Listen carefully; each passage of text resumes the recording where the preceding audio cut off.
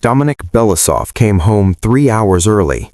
No phone call, no text to the staff, no warning.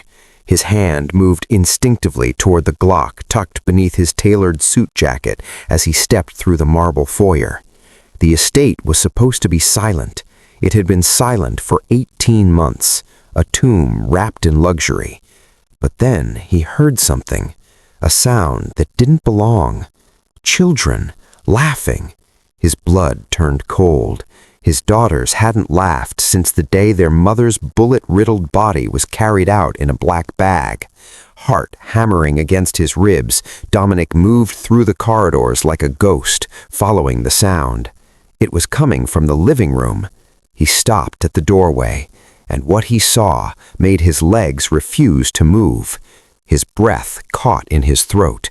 For the first time in 20 years, Dominic Belisov, the man who'd stared down warlords and walked away from executions without flinching, went pale. Dominic Belisov was a mafia boss, not just any boss, the Pakhan of the Belisov Bratva, one of the most feared Russian-American syndicates on the East Coast. He controlled arms trafficking, underground gambling rings, and protection rackets that stretched from New York to Miami. Intricate tattoos crawled up his neck and covered his hands. Russian prison ink told stories of violence, betrayal, rank, and survival. Men crossed the street when they saw him coming. Rival organizations whispered his name with the kind of reverence reserved for death itself. Everything he touched turned to power or turned to ash. But power couldn't bring back what he'd lost. His wife, Svetlana, was murdered, shot dead in broad daylight 18 months ago. The Volkov Bratva, a rival Russian syndicate, wanted to send a message written in blood. They ambushed her car outside the twins' ballet school. Svetlana threw herself over Anastasia and Ekaterina, shielding them with her own body. She died before the ambulance arrived. The girls survived, not a scratch on them, not physically. Dominic was in Philadelphia closing a weapons deal when he got the call. He dropped everything, flew back in a private jet, but he was too late. By the time he arrived at the hospital, Svetlana was already in the morgue, cold and still, with a white sheet pulled over her face. At her funeral, something shattered inside his daughters. Anastasia and Ekaterina, 5 years old, identical twins with pale blonde hair and their mother's striking green eyes. They stopped talking, both of them, at the exact same time. Anastasia used to recite poems she'd memorized from picture books. Ekaterina asked endless questions about butterflies and stars and why the sky changed colors. Now there was nothing. Silence. 18 months of absolute, crushing silence. Not a single word, not a laugh, not a cry, not even a whisper. Just two small girls holding hands, staring into empty space like ghosts who'd forgotten how to haunt. Dominic did what any father with unlimited resources would do. He spent millions trying to fix what was broken. Child psychologists from the best hospitals in New York, trauma specialists flown in from Vienna and London, experimental therapies in Switzerland, play therapy, art therapy, music therapy, equine therapy. Nothing worked. He took them to Disneyland, to the Hamptons, to a private island in the Bahamas. He bought them ponies, kittens, built them a playhouse in the garden that looked like a miniature palace. Nothing. The girls stayed locked inside themselves, silent together, as if they'd made a pact with grief that no one else could break. He did something else, too. He hunted down the Volkov Bratva. Every single member, every lieutenant, every soldier, every associate. One by one, he made them pay in blood. It took him 3 weeks to wipe them off the map entirely. 3 weeks of calculated brutality that sent shockwaves through the underworld. But revenge didn't bring Svetlana back, and it didn't make his daughters speak again. The silence remained. So Dominic did what broken men often do. He ran. He buried himself in his empire. 20-hour days, business trips every week, Philadelphia, Miami, Chicago, Las Vegas. because sitting in that mansion, looking at two silent little girls who flinched when he entered a room, felt like drowning in quicksand. His estate in the Hamptons had 12 bedrooms, an indoor pool, a tennis court, a private dock, but it was the loneliest place on earth. A museum of grief decorated in marble and gold. And before we continue, hit that subscribe button and turn on notifications. Drop a like if you believe broken things can be healed, and comment where you're watching from, because this story will show you that even in the darkest silence, love can find a way back. One cold evening in late October, Galina Kuznetsova stood in the doorway of Dominic's study. She'd been with the Belousov family for 18 years. She'd watched Dominic grow from a reckless street enforcer with a chip on his shoulder into one of the most powerful men in the criminal underworld. She'd been at his wedding when he married Svetlana. She'd held Anastasia and Ekaterina the day they were born. She'd stood beside him at Svetlana's funeral when he looked like a man carved from stone. But now, Galina was exhausted. Bone-deep, soul-crushing exhaustion. "Pakan," she said quietly, using the Russian term of respect, "I need to speak with you." Dominic didn't look up from the stack of documents on his desk, papers he was signing without reading, contracts, ledgers, orders. The pen in his tattooed hand kept moving across the pages in sharp, aggressive strokes. "Speak." Galina drew a deep breath. "I can't take care of this house and the girls by myself anymore. The estate is too large. The children need more attention than I can give. I need to hire additional staff." Dominic still didn't look up. The pen kept scratching across paper. "Hire whoever you want, Galina. Run a full background check. No one gets through that gate without clearance." His voice was empty, hollow, as if she just asked him about ordering more light bulbs or replacing a broken dishwasher. Galina nodded slowly. She knew that was all she was going to get from this man. She turned to leave, then paused in the doorway. "The girls miss you, Pakan. They need their father." Dominic's hand stopped, just for a second, then it resumed signing.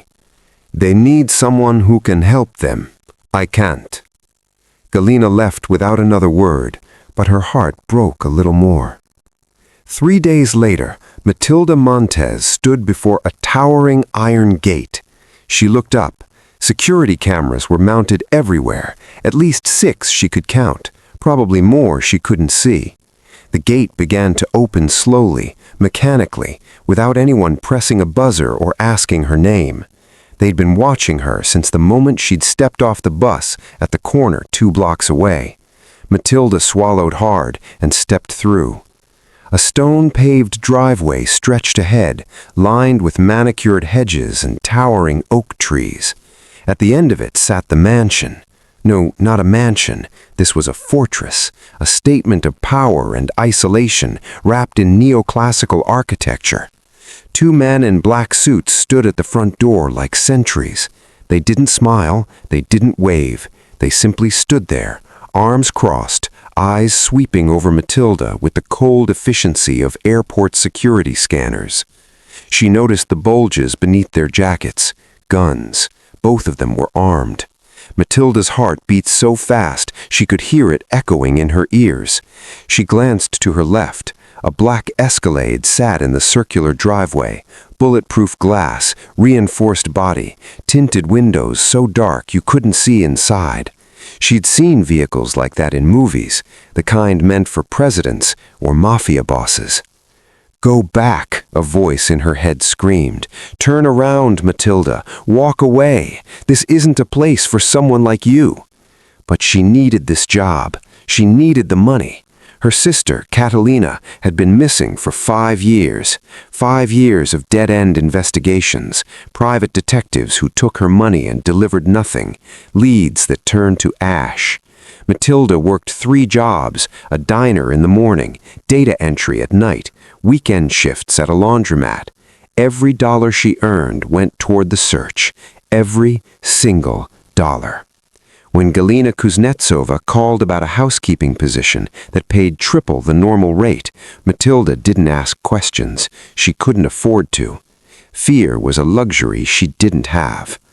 She walked forward, one step, then another.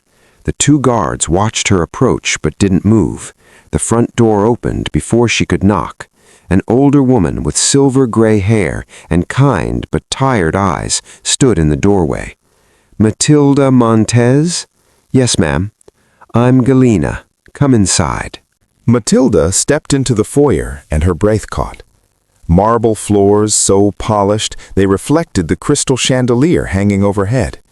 A grand staircase curved upward like something out of a palace. Paintings in gilded frames lined the walls, expensive, cold, untouchable. Everything screamed wealth, but the silence screamed something else entirely. Galina gestured for Matilda to follow. As they walked through the vast, empty corridors, the older woman spoke quietly. "This house is not like other houses. The master is difficult. The children are—" She paused, searching for the right word. "Broken. They don't speak. They haven't spoken in 18 months. Matilda stopped walking. 18 months? Galina nodded, her eyes heavy with sorrow. Their mother was murdered. They witnessed it. Since that day, not a word, not to anyone. The master has tried everything, doctors, therapists, specialists from around the world. Nothing works. She turned to face Matilda fully. If you take this position, you need to understand this house is haunted by grief. The master doesn't smile. The children don't speak. You'll want to leave within a week. Most do. Matilda's chest tightened. She thought of Catalina, 15 years old when she was taken, the same haunted look in her eyes after their uncle died, the way she'd stopped eating, stopped laughing, stopped being her. Matilda had failed to protect her then. She'd failed to find her since. But maybe, just maybe, she could help these children. I'll stay, Matilda said softly. Galina studied her for a long moment. Then she nodded. We'll see. They continued walking. As they passed the second-floor landing, Matilda glanced up and froze. Two little girls stood at the top of the staircase, hand in hand, staring down at her. Identical twins with pale blonde hair and wide, unblinking green eyes. They wore matching white dresses. They didn't move, didn't speak. They just stood there like porcelain dolls, hollow and still. Matilda recognized that look. She'd seen it before, in her sister's eyes the day before Catalina disappeared. The look of children who'd seen too much, who'd lost too much, who'd stopped believing the world could ever be safe again. Matilda's heart shattered and stitched itself back together in the same breath. She didn't know it yet, but in that moment, everything changed. 18 months ago, on a Tuesday afternoon in April, Svetlana Belosova sat in the back of a black Mercedes, waiting outside the Riverside Academy of Ballet. Sunlight filtered through the trees lining the quiet street. She was scrolling through her phone, smiling at a text from Dominic, something mundane about dinner reservations, when the school doors opened and two small figures in pink leotards came running out, backpacks bouncing. "Mama!" Anastasia called, waving a drawing she'd made in class. "Mama, look!" Ekaterina held up a gold star sticker on her hand. Svetlana's heart swelled the way it always did when she saw them. She stepped out of the car, crouching down to pull both girls into her arms. "My little swans," she whispered in Russian, kissing their foreheads. "Let's go home." She buckled them into the back seat, still laughing at Ekaterina's story about a boy who'd fallen during practice.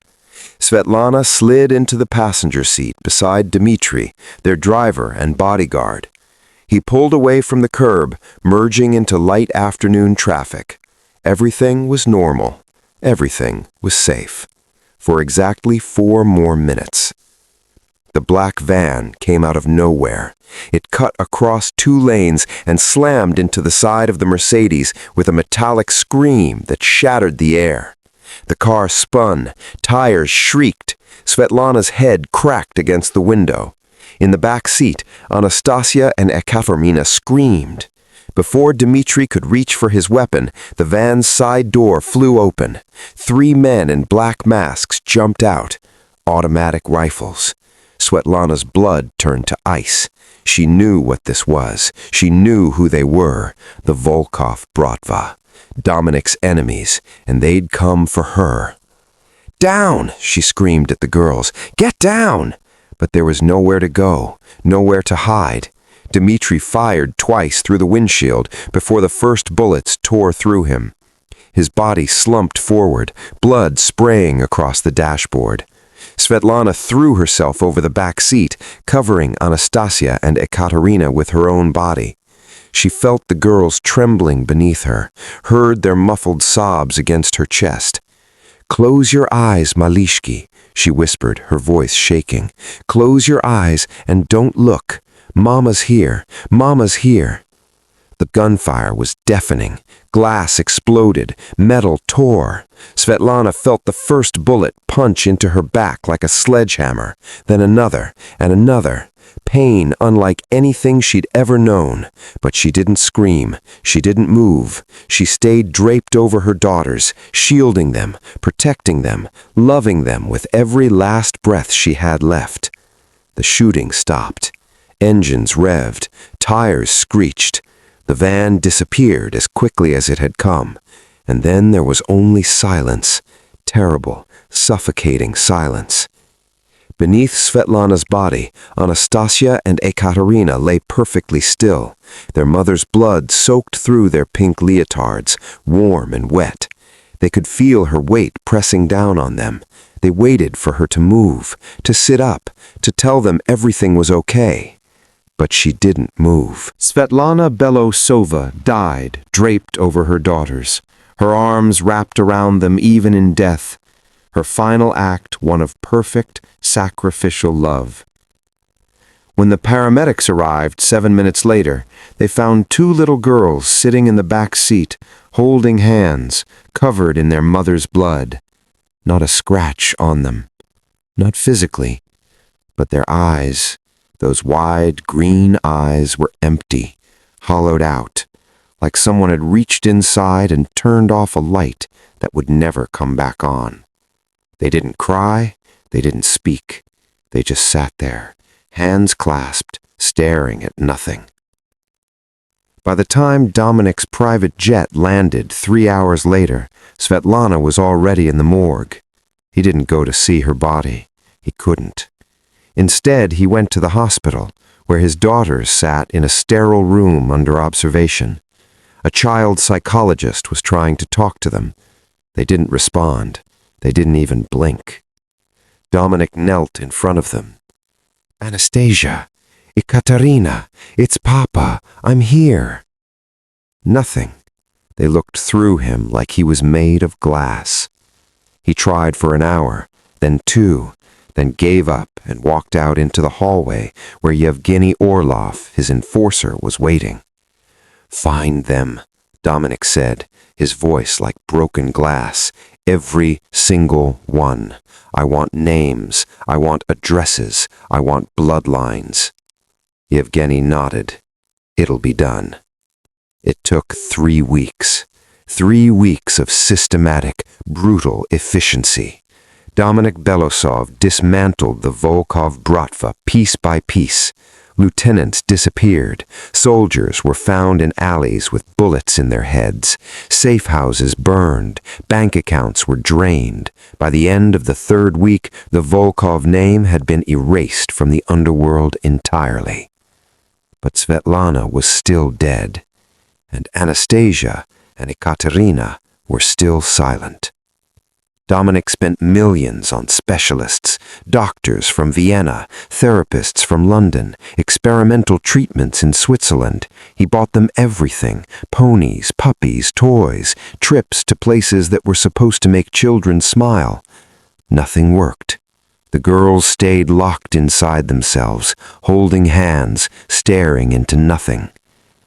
At Svetlana's grave, Dominic knelt in the rain and made a promise he couldn't keep. "I'll fix them. I swear, I'll bring them back." But 18 months later, the silence remained, and Dominic Belosov, the man who could orchestrate massacres without flinching, couldn't fix the only thing that mattered. So he ran. He buried himself in work, in violence, in anything that kept him from sitting in that house and facing the truth. He'd failed the people he loved most. And his daughters became ghosts. Matilda Montez stood in her cramped Brooklyn apartment at 4 in the morning, staring at the wall. Photos covered every inch of it. Missing person flyers, screenshots from security cameras, blurry images from social media, maps with red pins marking sightings that led nowhere. And in the center of it all, one photograph, Catalina Montez, 15 years old, dark hair pulled into a ponytail, wearing her favorite yellow sundress, smiling at the camera like the world was safe. That photo was 5 years old. Catalina would be 20 now, if she was still alive. Matilda pressed her palm against the picture, the way she did every morning before leaving for work. "I'm still looking, hermanita," she whispered. "I haven't stopped. I'll never stop." She grabbed her worn suitcase, the same one she'd carried since college, and walked out the door. 3 buses and 2 subway transfers later, she stood at the iron gates of the Belosov estate, her heart hammering in her chest. 5 years ago, Catalina had been walking home from summer school. It was 3 in the afternoon, broad daylight. A white van pulled up beside her on a quiet residential street in Queens. 2 men grabbed her, threw her inside, and drove away. The whole thing took 11 seconds, and Matilda's world shattered. Their father, Hector Montez, quit his job as a construction foreman and spent every waking hour searching. He plastered missing person flyers across 5 boroughs. He contacted every police precinct, every news station, every organization that dealt with trafficking and missing children. He spent their savings hiring a private investigator who took the money and delivered nothing. 6 months later, Hector collapsed at a bus stop and died of a massive heart attack. The doctors said it was cardiac arrest. Matilda knew the truth. He died of a broken heart. Their mother, Carmen, couldn't survive the loss. She stopped eating, stopped sleeping, started seeing Catalina in every girl who passed by on the street. She'd run after strangers, screaming her daughter's name, sobbing when she realized it wasn't her. Within a year, Carmen was institutionalized with severe psychotic depression. She still lived in a care facility in the Bronx, medicated into a fog, calling for Catalina in her sleep. Matilda was left alone, 23 years old, orphaned by grief, carrying the weight of a family that had imploded. She worked 3 jobs, a diner from 6 to 11 a.m., data entry from noon to 5, and weekend shifts cleaning office buildings. Every dollar went into 2 envelopes, one for her mother's care facility, one for private investigators, tip lines, and reward posters that never brought Catalina home. 5 years. 5 years of chasing shadows and dead ends. 5 years of hoping and breaking and hoping again. When Galina Kuznetsova called about a housekeeping position that paid 3 times the going rate, Matilda didn't hesitate. She didn't care that the address was a fortress. She didn't care that the employer was dangerous. Money was money, and money meant she could keep searching. Now, standing in the marble foyer of the Belosov mansion, Matilda felt the weight of the place pressing down on her. It was beautiful, obscenely beautiful, but it felt like a mausoleum, cold, silent, haunted. Galina led her through the corridors, explaining the house rules in a low, tired voice. "The master is rarely here. When he is, stay out of his way. Don't ask questions. Don't make eye contact unless he speaks to you first. The children are fragile. Don't try to force conversation. They won't respond. Matilda nodded, but her attention drifted. Something felt wrong. Not dangerous, just broken. Like the house itself was holding its breath. "This house is cursed," Galena said suddenly, stopping in the hallway. She turned to face Matilda, her eyes heavy with exhaustion and something close to despair. "The children don't speak. The master doesn't smile. Most staff leave within a week. They can't handle the silence. It gets inside you." "I can handle silence," Matilda said quietly. Galena studied her for a long moment. "We'll see." They climbed the grand staircase to the second floor. Galena was explaining the cleaning schedule when Matilda felt it, the sensation of being watched. She looked up and her breath caught. Two little girls stood at the top of the stairs, hand in hand, staring down at her. Identical twins with pale blonde hair and wide green eyes that didn't blink.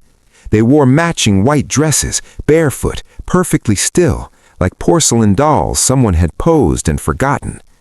But it was their eyes that stopped Matilda cold, empty, hollow, the same look Catalina had the week before she was taken, after their uncle's funeral, when she'd stopped laughing and started having nightmares.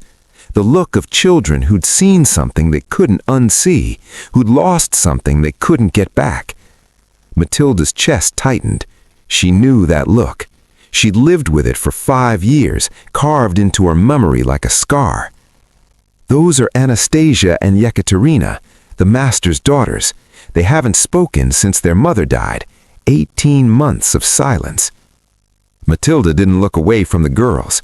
They didn't look away from her either. For a long moment, the four of them simply stood there, 2 broken children and 1 broken woman, recognizing something in each other that no one else could see. Matilda didn't know it yet, but in that moment an invisible thread was tied between them, a thread woven from shared grief, unspoken pain, and the faint, fragile hope that maybe, just maybe, broken things could still be healed. She took a step forward. "Hello," she said gently. The girls didn't respond, but they didn't look away either. And for Matilda Montez, that was enough. Matilda didn't try to talk to the twins, not on her first day, not on her second, not even by the end of the first week. She'd learned long ago that grief couldn't be rushed and trauma didn't respond to pressure. So she did the only thing she knew how to do. She worked quietly and let her presence speak for itself. She dusted bookshelves that hadn't been touched in months. She polished silver that no one used. She folded laundry with the kind of care reserved for sacred things. And while she worked, she folded origami cranes. Small ones, made from scraps of colored paper she'd brought from home, leftover gift wrap, old magazine pages, anything with a bit of color. She folded them slowly, methodically, her fingers moving through the familiar creases while she hummed under her breath. The song was Russian, a lullaby she'd learned phonetically from a YouTube video the night before. She didn't know what all the words meant, but she knew it was something mothers sang to their children, something about stars and sleep and safety. Her pronunciation was clumsy, but she hummed it anyway, soft and low, letting the melody fill the empty spaces. She left the paper cranes everywhere. One on the kitchen windowsill, another on the second-floor landing, a blue one tucked into a bookshelf, a red one perched on the edge of a table. Small bursts of color in a house drained of joy. During the first week, the twins watched her from doorways. Matilda would be wiping down counters or folding blankets, and she'd catch movement in her peripheral vision, a flash of white dress, a glimpse of blonde hair. But when she turned to look, they'd already be gone, vanished like ghosts. She never tried to follow them, never called out. She just kept working, kept folding, kept humming. By the second week, something shifted. Matilda was in the library, dusting the spines of leather-bound books no one read anymore, when she noticed Anastasia standing in the doorway. The girl didn't speak, didn't move, just stood there, watching with those wide, unblinking green eyes. Matilda smiled gently, but didn't stop working. She picked up a square of yellow paper from her pocket and began folding. Wing, tail, head, neck. Within 2 minutes, a small crane sat in her palm. She set it on the edge of the shelf and moved to the next row of books. When she came back an hour later, the crane was gone. But it wasn't on the floor. It wasn't crushed or torn. It had simply disappeared. Taken. The third week, Ekaterina appeared. Matilda was sitting in the sunroom, folding cranes while afternoon light poured through the tall windows. She was halfway through a green one when she heard soft footsteps. Ekaterina walked into the room, silent as a shadow, and sat down on the floor about 6 feet away. She didn't look at Matilda directly. She just sat there, knees pulled to her chest, watching the paper transform in Matilda's hands. Matilda kept folding, kept humming. She finished the green crane and started another, this time pink. Her fingers moved through the familiar pattern: valley fold, mountain fold, reverse fold, pull the wings. She didn't speak, didn't try to engage. She just let the girl be present without demanding anything in return. Ekaterina stayed for 20 minutes. Then she stood and left as quietly as she'd come. By the 4th week, both twins started appearing together. They'd sit in doorways or on the edges of furniture watching Matilda work. And one afternoon, when the silence felt particularly heavy, Matilda began to talk. Not to them directly, just into the air, as if she were speaking to herself. "I had a sister," she said quietly, folding a blue crane. "Her name was Catalina. She was 5 years younger than me. She loved yellow, wore it all the time. Yellow dresses, yellow ribbons, even yellow socks." Matilda smiled at the memory, though her eyes glistened. "She was taken from me 5 years ago. Just gone. One day she was here, and the next she wasn't." The twins didn't move, but Matilda felt their attention sharpen. "I don't know if she's coming back," Matilda continued, her voice barely above a whisper. "But I wait for her anyway, every single day, because that's what you do when you love someone. You wait, you hope, you keep a light on, even in the dark." She set the finished crane on the table and looked up at the twins. Their eyes were locked on hers now, really looking at her for the first time. "Your mama loved you," Matilda said gently. "I know she did. And even though she's not here, that love doesn't go anywhere. It stays. It lives in you." Anastasia's lip trembled. Ekaterina's hands clenched into small fists, but neither girl spoke. Matilda nodded and went back to folding.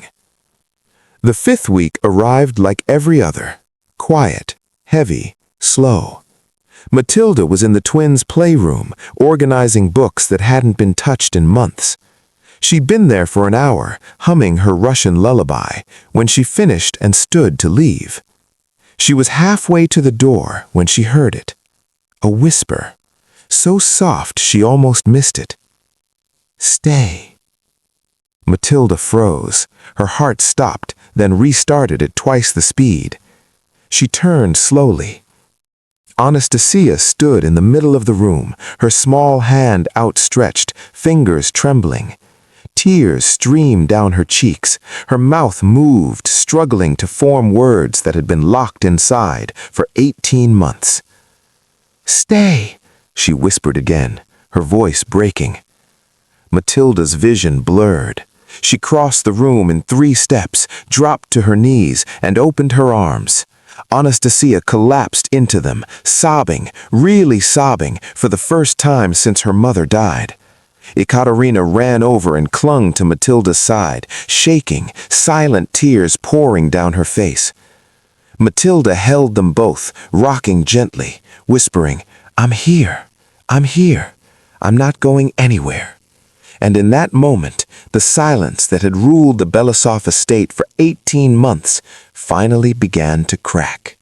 It started small, a hum. So quiet, Matilda almost didn't hear it over the sound of running water as she washed dishes. She turned off the faucet and listened. There it was again.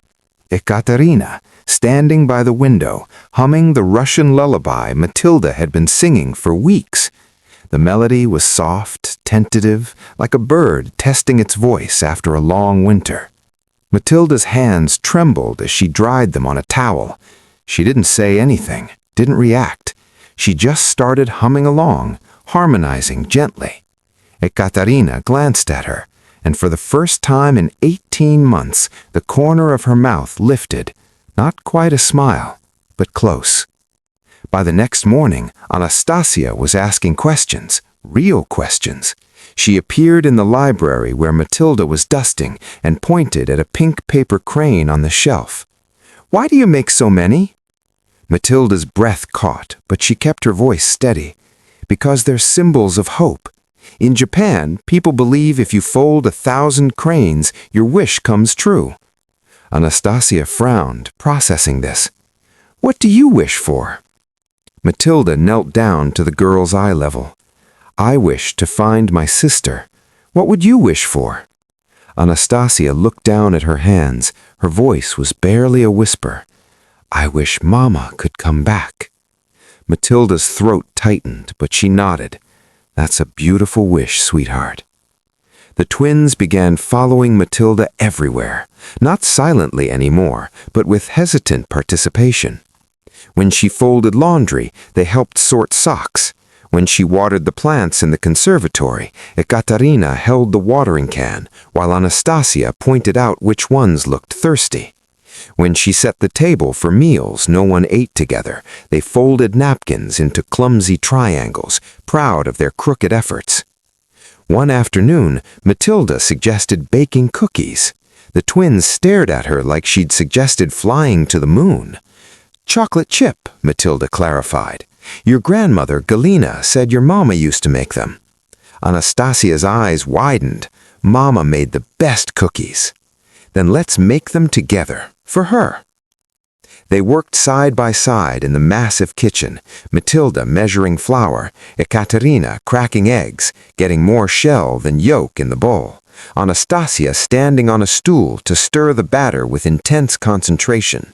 Flour dusted their clothes, chocolate chips disappeared into mouths instead of the dough, and through it all, laughter. Small at first, then growing, bright, clear, alive. Galina stood in the doorway, one hand pressed to her mouth, tears streaming down her weathered cheeks. She'd worked in this house for 18 years. She'd heard these children laugh 1,000 times before the tragedy. But hearing it now, after 18 months of suffocating silence, felt like witnessing a resurrection. The mansion began to change.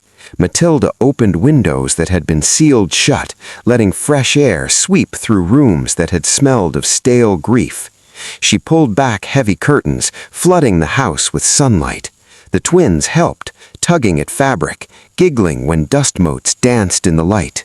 One morning, Matilda turned on the radio in the kitchen. Softly, just background noise while she worked. A classical station. Tchaikovsky. She didn't realize it was the same station Svetlana used to play until Ekaterina froze, her eyes going wide. "Mama, listen to this," she whispered. Matilda's hand hovered over the dial, ready to turn it off, but Anastasia shook her head. "Don't. Leave it. It's okay."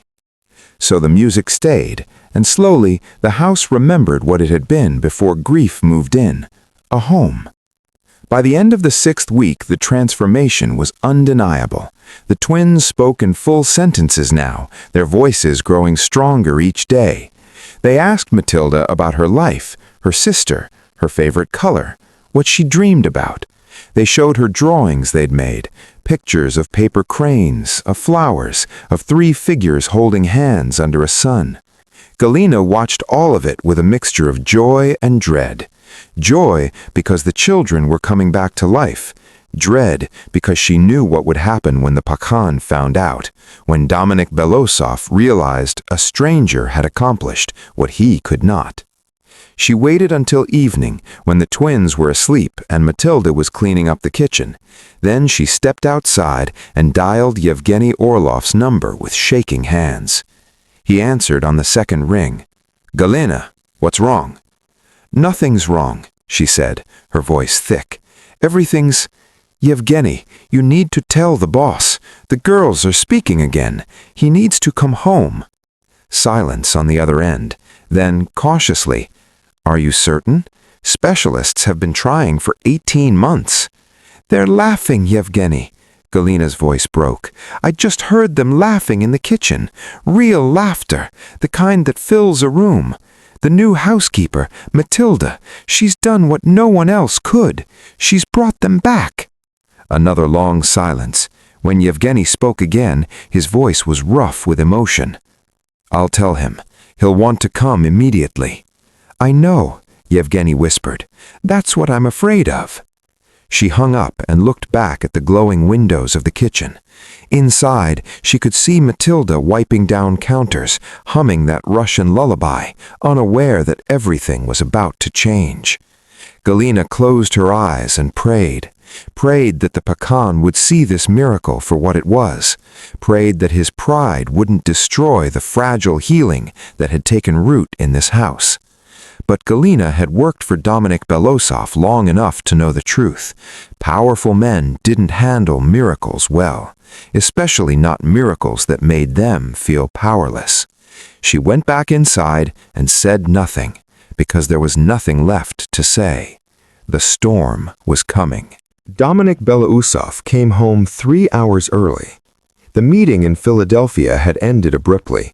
The contact had been arrested before they could finalize the shipment, and Dominic had driven back in silence, his mind already on the next move, the next deal, the next problem to solve, with money or violence. He pulled through the iron gates just after 2 p.m. No call ahead, no warning.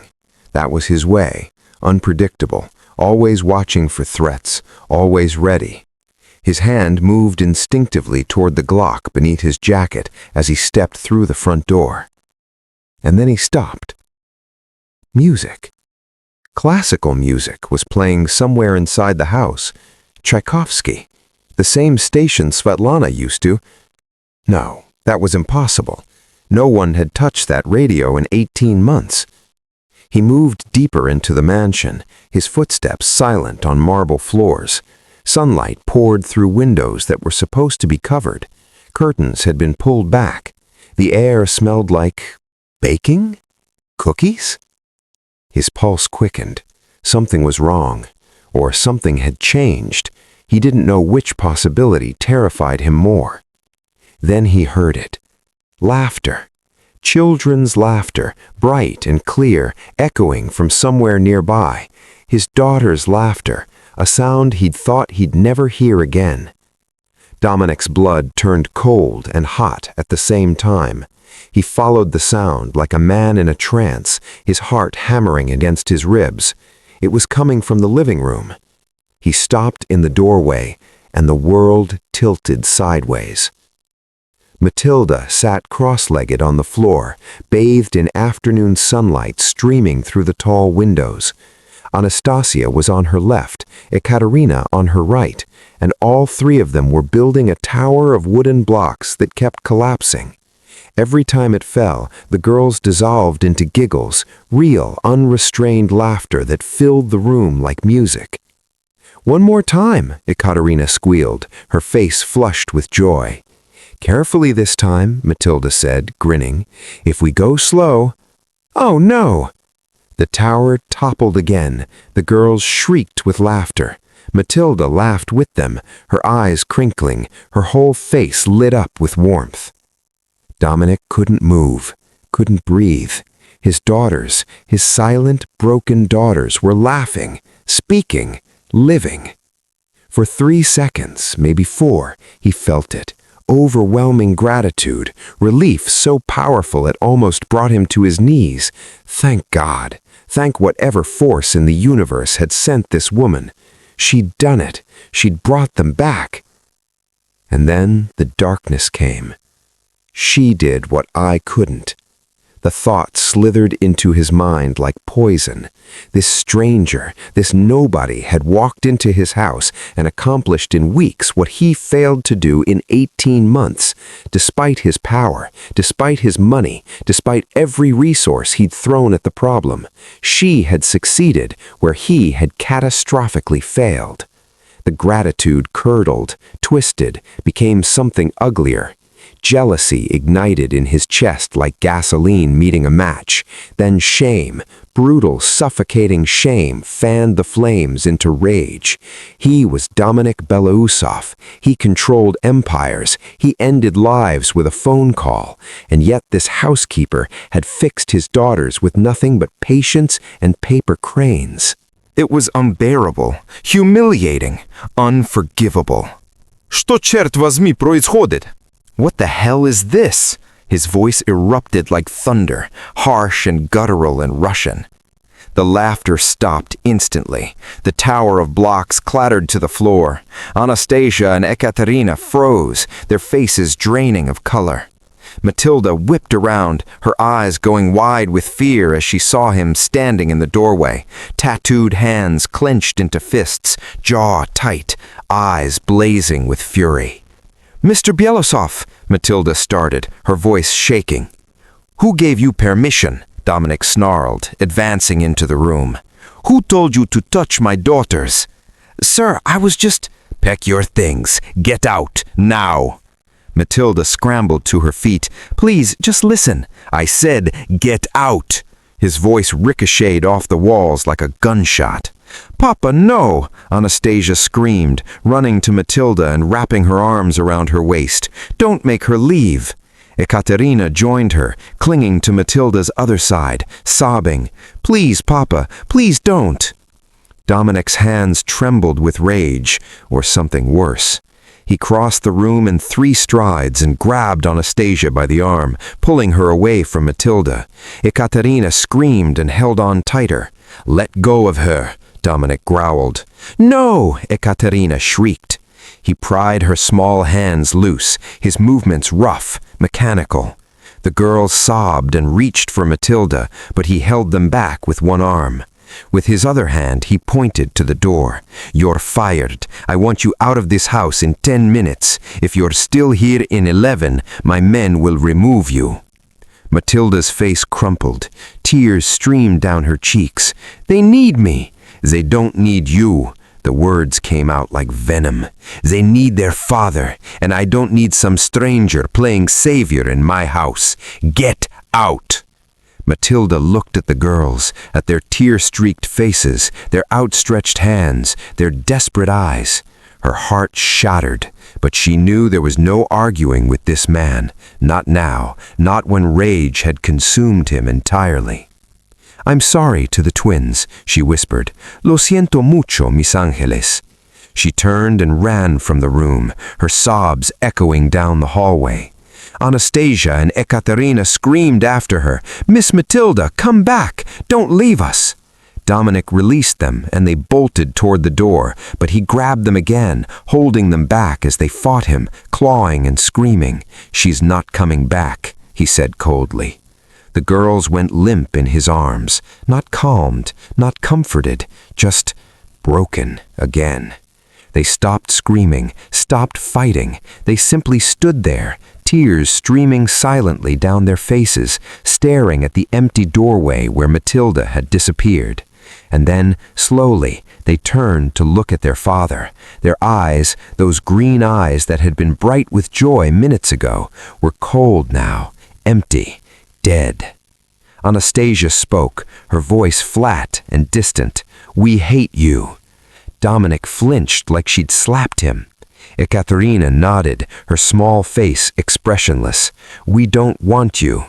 They turned away from him in perfect unison, walked to the corner of the room, and sat down on the floor, hand in hand, staring at nothing, silent. The silence that ruled this house for 18 months returned in an instant, but this time it wasn't the silence of trauma, it was the silence of hatred. And Dominic Belousov stood alone in the sunlit room, surrounded by scattered blocks and paper cranes, realizing too late what he'd just destroyed. The silence returned, but this time it was different. Colder, sharper, weaponized. The twins didn't just stop speaking, they actively rejected Dominic. When he entered a room, they turned their backs in perfect unison, a choreographed dismissal that cut deeper than any words could. When Galina set the table for dinner, Anastasia and Yekaterina refused to sit if their father was there. They'd stand in the doorway, staring at him with eyes like ice until he left. On the third night, Dominic tried to reach them. He knocked on their bedroom door, his voice hoarse. "Girls, please, can we talk?" The door opened a crack. Anastasia stood there, her small face carved from stone. "We don't want you. We want her. You sent her away." "I know. I made a mistake. I'm sorry." "You're not sorry." Her voice was eerily calm, adult in its coldness. "You're only sorry because we won't talk to you anymore. You didn't care when we were sad before. You were never here." "Anastasia, please." She closed the door in his face. The lock clicked. Dominic stood in the hallway, his hand pressed against the wood, and felt something crack inside his chest. He'd faced down warlords, survived ambushes, walked away from executions without flinching. But his 5-year-old daughter's words had brought him to his knees. He tried everything. He bought them new toys, expensive dolls, a miniature carousel for the garden, a puppy with a red bow around its neck. The gifts sat untouched in their playroom. He promised to take them anywhere they wanted, Paris, Tokyo, Disney World. They stared through him like he was made of glass. He begged. He apologized 100 different ways. Nothing penetrated. The twins had erected a wall between themselves and their father, and this time no amount of money or power could tear it down. By the end of the first week, Dominic stopped eating. By the end of the second, he stopped sleeping. He sat in his study at 3 a.m. with a bottle of vodka, staring at surveillance footage of the living room, the moment he'd walked in and destroyed everything. He watched it on a loop, punishing himself, searching for the exact second his gratitude had twisted into rage. During a business meeting in Manhattan, one of his lieutenants made a mistake in the accounting, a small error, barely $5,000. Dominic grabbed the man by the throat and slammed him against the wall, his tattooed hand crushing the man's windpipe. "Do you think I'm a fool?" Dominic snarled, his voice shaking. "Do you think you can steal from me?" "Boss, I didn't. I swear," the man choked. Yevgeny Orlov stepped forward, his hand on Dominic's shoulder. "Let him go." Dominic released the man, who collapsed, gasping. The room fell silent. Everyone stared at their boss, at the wild look in his eyes, the tremor in his hands, the way he seemed to be unraveling in real time. Yevgeny cleared the room. When they were alone, he turned to Dominic. "This has to stop." "Don't," Dominic warned. "You're destroying yourself, and you already destroyed them."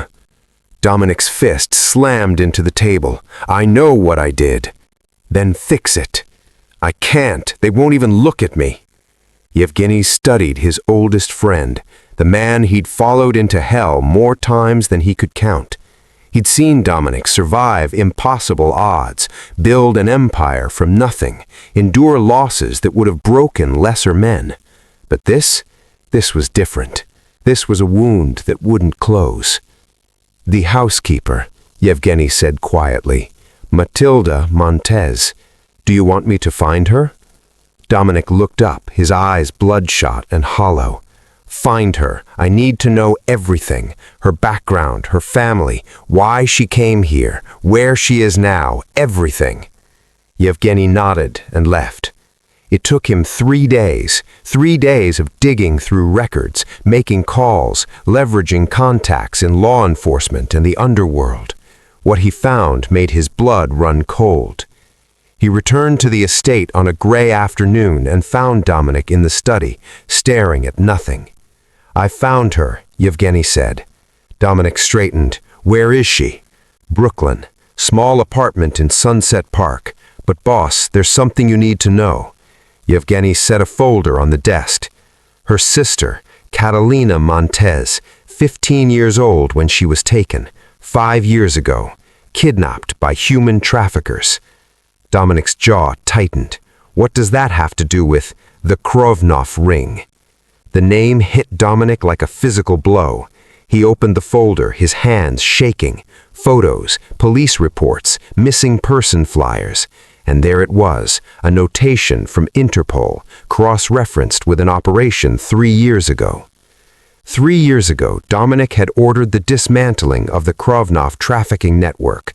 They'd operated across 5 states, moving girls from Eastern Europe and Latin America into forced labor and worse. It had taken 4 months of planning, surveillance, bribes, coordinated strikes. When Dominic's people finally moved, they hit 12 locations simultaneously. 47 girls were rescued.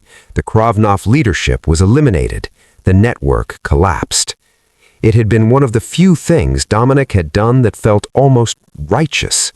Trafficking was a line even most criminals didn't cross. Dominic had crossed many lines in his life, but not that one. Catalina Montez was taken by Krovnov 2 years before we hit them, Yevgeny continued, but her trail went cold weeks before the raid. She'd already been moved, sold to another network, transported out of the country. We saved 47 girls that night, but not her. Dominic stared at the photo of Catalina, dark hair, bright smile, 15 years old, wearing a yellow sundress. She looked so much like Matilda. Matilda doesn't know, Yevgeny said quietly. She doesn't know you're the one who destroyed the people who took her sister. She doesn't know you tried. Dominic closed his eyes. Fate. It had to be fate. The universe, or God, or whatever force governed the chaos of existence, had brought Matilda Montez to his door. The woman whose sister he'd tried and failed to save had walked into his house and saved his daughters. And he'd thrown her out. Find out what happened to Catalina, Dominic said, his voice breaking. Use every resource we have. Interpol contacts, informants, hackers, everyone. I don't care what it costs. Find out if she's alive. Find out where she is. And if she's dead? Then find out where she's buried. Matilda deserves to know. Yevgeny nodded. And Matilda? Dominic stood, grabbing his coat. I'm going to her, right now. Boss, you can't just... I destroyed everything she built. I destroyed my daughters again. Dominic's voice cracked. If there's even a chance I can fix this, I have to try. He walked out into the rain, leaving Yevgeny standing in the study, holding the folder of a missing girl, and wondering if redemption was even possible for men like them. Dominic stood outside a crumbling apartment building in Sunset Park, rain soaking through his expensive suit. The address Yevgeny had given him led to a third-floor walk-up with peeling paint and a broken intercom. He climbed the narrow stairs, his heart hammering harder with each step. Apartment 3C. He could hear movement inside, footsteps, the scrape of a chair. He raised his fist and knocked. The door opened a crack. Matilda's face appeared, eyes red and swollen from crying. The moment she saw him, terror flashed across her features. She tried to slam the door. Dominic's hand shot out, stopping it. Wait! Get away from me! Matilda shoved against the door with all her strength, but Dominic was stronger. He didn't force his way in. He just held the door open, standing in the hallway like a man at confession. I know about your sister, he said. Matilda's grip on the door loosened. What? Catalina. I know what happened to her. Matilda's face twisted with fury and anguish. You don't know anything. You've taken enough from me. Leave me alone. I destroyed the people who took her. The words came out raw, urgent. 3 years ago, the Krovnov trafficking ring. My organization dismantled the entire network. We saved 47 girls that night. Matilda's hands began to shake. You're lying. I'm not. I didn't know about Catalina specifically. I didn't know your connection to her until 2 days ago. But we hit 12 of their locations simultaneously. We pulled girls out of basements, shipping containers, safe houses. We saved as many as we could. Dominic's voice cracked, but some trails had already gone cold. Your sister's was one of them. She'd been moved weeks before we struck. We were too late. Matilda's legs gave out. She sank to the floor, her back against the doorframe, staring at nothing. You don't know if she's alive. No one does. Dominic knelt in front of her, rain dripping from his hair onto the worn carpet. I'll find out. I'll use every resource I have. Contacts in Interpol, informants across Europe, hackers who can access databases no one else can touch. I'll mobilize my entire network. I'll find out what happened to Catalina, where she went, where she is now. He paused, his voice dropping to barely a whisper. I'll give you answers, no matter what they are. Matilda looked up at him, tears streaming down her face. Why? Why would you do that? You fired me. You humiliated me. You ripped me away from your daughters when they needed me. Why would you help me now? Dominic's hands clenched into fists, his tattooed knuckles white. Because I've destroyed too many things in my life. I've taken too much, ruined too much. The blood on my hands will never wash off, I know that. But you, his voice broke, you saved my daughters when I couldn't. You brought them back from a place no doctor, no specialist, no amount of money could reach. You gave them something I'd lost the ability to give. Hope. He looked directly into her eyes. I owe you a debt I can never repay. But more than that, this is the right thing to do. Maybe the only right thing I'll ever do. Your sister deserves to be found. You deserve to know what happened to her. And if there's any chance at all that she's alive, I will find her. Matilda covered her face with her hands, sobbing. 5 years of grief, 5 years of searching, 5 years of carrying unbearable weight alone. It all came pouring out. Dominic stayed kneeling, silent, letting her break. When she finally looked up, her voice was hoarse. Your daughters hate you. You know that, right? They won't even look at you. I know. They asked for me every day. They cried themselves to sleep. Galina called me. She told me everything. I know, Dominic repeated, his jaw tight. Matilda wiped her eyes, her gaze hardening. If I come back, you have to change, really change, not just apologize and go back to how things were. Your daughters or your empire. You can't have both, not anymore. Choose. Dominic didn't hesitate. I choose them. Words are easy. I swear on Svetlana's grave. His voice was steady now, absolute. I'll step back from operations. I'll put Yevgeny in charge of day-to-day business. I'll be home. I'll be present. I'll be the father they deserve, the father I should have been from the beginning. Matilda studied him, searching for deception, for manipulation, for any sign this was another power play. But all she saw was a broken man on his knees, offering the only thing he had left, his word. 2 days, she said finally. What? You have 2 days to prove it. 2 days to show me you're serious. Cancel your meetings. Stay home. Sit with your daughters, even if they won't speak to you. Make them breakfast, even if they won't eat it. Be there. If you can do that, if you can put them first for 48 hours, then I'll come back. Dominic nodded. 2 days. I'll do it. Matilda pushed herself to her feet, still unsteady. She looked past Dominic into the hallway, then back at the apartment behind her, walls covered in missing person flyers, 5 years of desperation pinned to plaster. Find her, Matilda whispered. Please, I need to know. I will, Dominic stood, his clothes dripping rainwater onto the floor. "I promise you, Matilda, I will find out what happened to Catalina, even if it takes everything I have." He turned to leave, then paused. "My daughters were right to hate me. I don't deserve their forgiveness, but I'm going to spend the rest of my life trying to earn it." Matilda didn't respond. She simply closed the door and leaned against it, sliding back down to the floor. She sat there in the dark, surrounded by photos of her sister, and for the first time in 5 years, she allowed herself to feel something dangerous. Hope. Day 1 began at 5 a.m. Dominic sat in his study, phone in hand, scrolling through a week's worth of meetings, deals, and obligations. His finger hovered over the screen. Then he dialed Yevgeny. "I need you to take over operations for the next 2 days. Everything." Silence on the other end. Then, "Everything?" The Philadelphia shipment, the Atlantic City negotiations, the Gambino situation, all of it. Handle it however you see fit. I trust you. "Boss, are you sure?"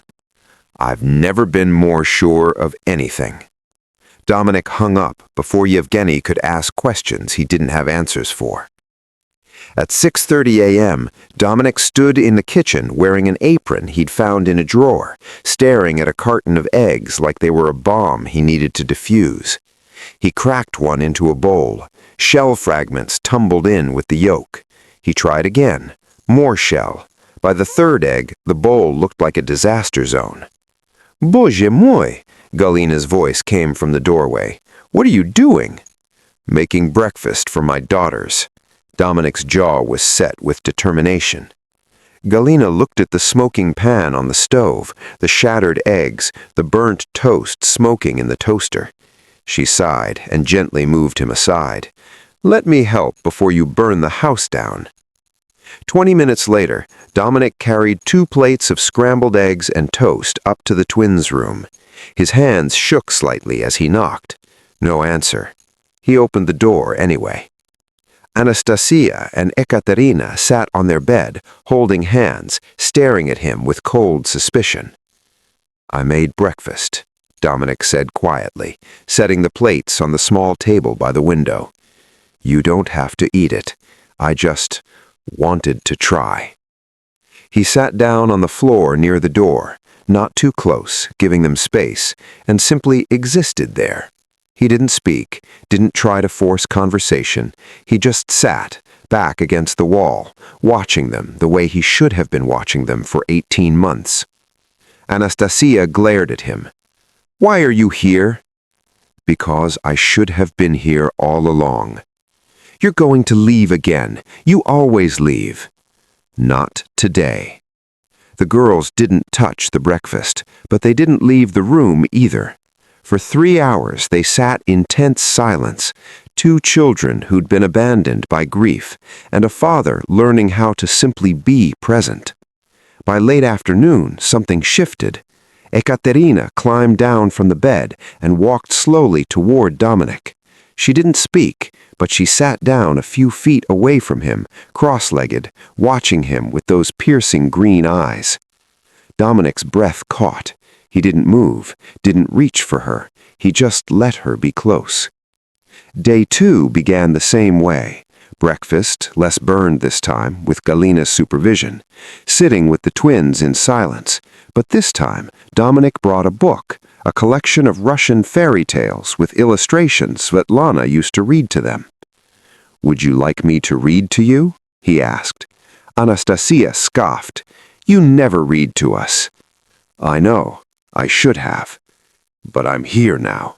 He started reading The Firebird, stumbling over words he hadn't spoken in years, his accent thickening with emotion. His reading was clumsy, halting, nothing like Svetlana's smooth storytelling. But he kept going. Halfway through, Ekaterina moved closer, then closer still, until she was sitting beside him, looking at the pictures. When he finished the story, Dominic set the book down and turned to his daughters. "I need to tell you something. I was wrong. What I did to Miss Matilda, sending her away, it was cruel and stupid. I was jealous. I was angry that she could help you when I couldn't. I felt like a failure. And instead of being grateful, I destroyed everything." His voice cracked. "I destroyed the one thing that was helping you heal. I'm so sorry, Malishki. I'm so sorry." Ekaterina stared at him. Then, slowly, tentatively, she reached out and touched his tattooed hand. Her small fingers traced the ink, the symbols of violence and survival that covered his skin. Dominic froze, afraid to breathe, afraid she'd pull away. "Does it hurt?" Ekaterina whispered. "Not anymore." Anastasia was still watching from the bed, arms crossed, but her expression had softened just slightly. "Is Miss Matilda coming back?" Dominic looked at her, his eyes burning with unshed tears. I'm trying so hard, Malishka. I went to her. I apologized. I promised to help her find her sister. I told her I would change, but she needs to see that I mean it, that I'm really going to stay." "Are you?" Anastasia's voice was sharp. "Or are you going to leave again when something more important comes up?" "Nothing is more important than you.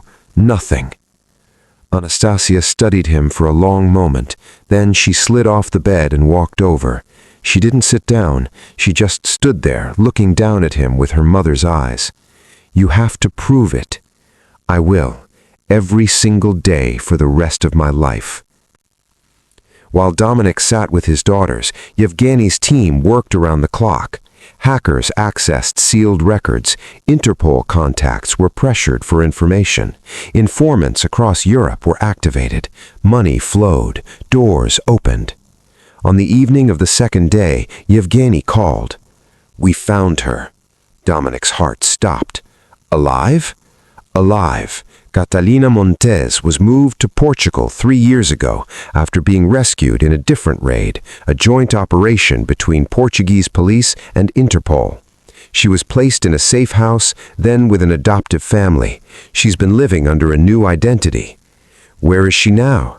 "Lisbon. University student, goes by Catalina Sosa now. She's 20 years old, studying literature. She doesn't remember much from before, trauma-induced amnesia, according to the records, but she's safe, she's alive."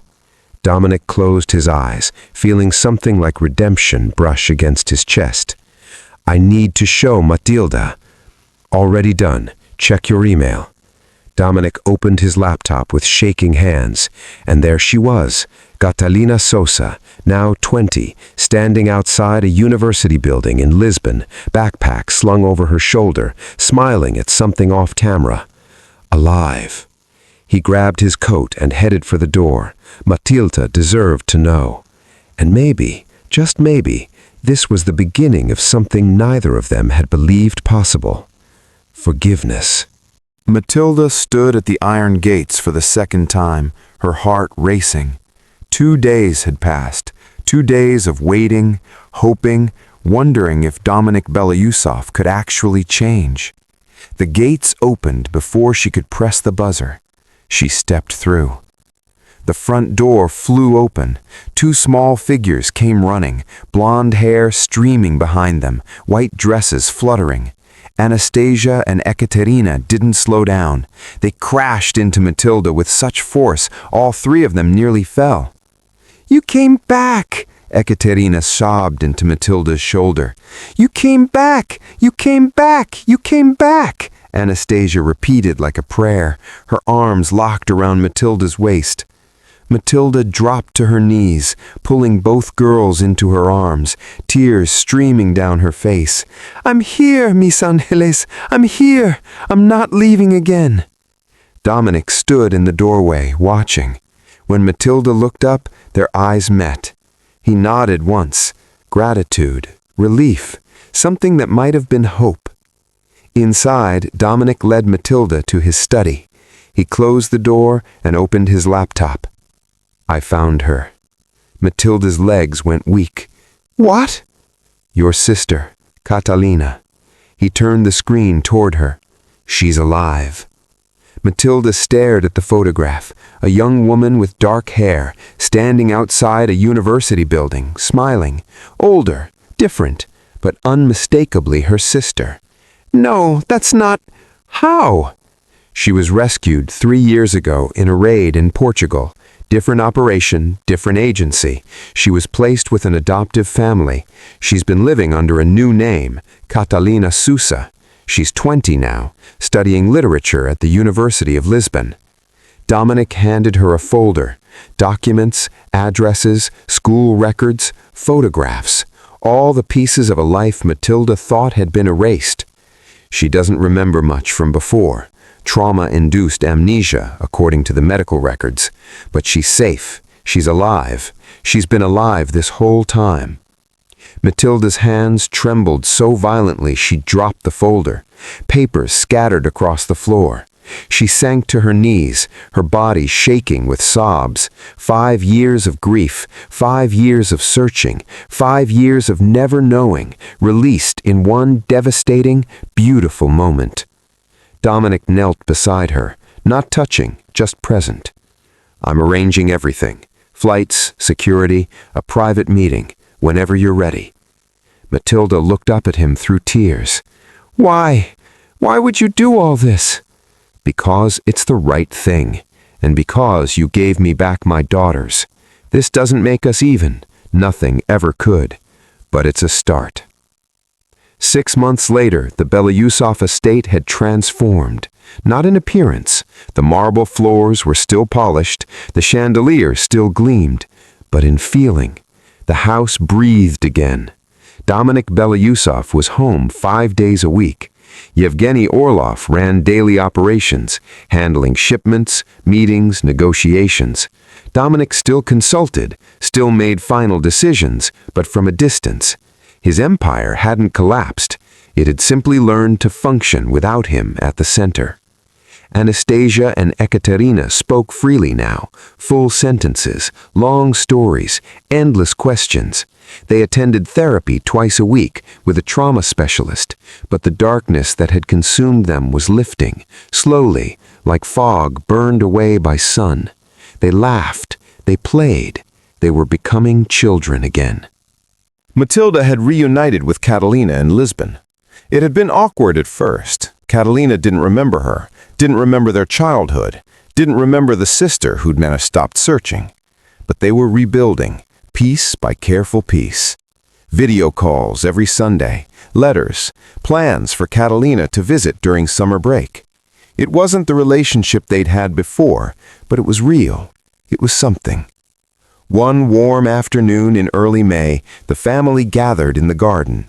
Dominic carried a tray of small white lily bulbs, Svetlana's favorite flower. He set them down beside a freshly turned plot of earth. Your mama loved white lilies, he told the twins. She planted them every spring. I thought maybe we could plant them together, for her. Anastasia and Ekaterina knelt in the dirt without hesitation, their small hands reaching for the bulbs. Matilda guided them, showing them how deep to dig, how to nestle the bulbs into soil, how to cover them gently. Dominic knelt beside his daughters, his expensive suit forgotten, his tattooed hands dark against the pale earth. He dug alongside them, working in silence, feeling something he hadn't felt in years: peace. Will Mama see them? Ekaterina asked, patting soil over a bulb. She'll see them, Matilda said softly. She sees everything. Anastasia looked up at the sky, squinting against the sun. I think she's happy now. I think she's not sad anymore. As if in answer, a white dove landed on the garden wall. It perched there, watching them, its feathers gleaming in the afternoon light. Mama, Ekaterina whispered, her eyes wide. The dove tilted its head, then spread its wings and flew away, up, up into the endless blue. Dominic pulled his daughters close, one arm around each of them, his face pressed into their hair. Matilda knelt beside them, her hand resting gently on Dominic's shoulder. The 4 of them stayed like that, surrounded by turned earth and the promise of flowers that would bloom in time. Thank you, Dominic whispered, to Matilda, to his daughters, to Svetlana, to whatever force in the universe had given him one more chance. Anastasia leaned against her father's chest. "You're staying, right, Papa? You're not leaving?" "I'm staying, Malishka. I'm staying." And he meant it. Thanks for watching. If you haven't subscribed yet, hit that button now. It keeps these Mafia legends alive. Like, comment, and I'll see you in the next upload.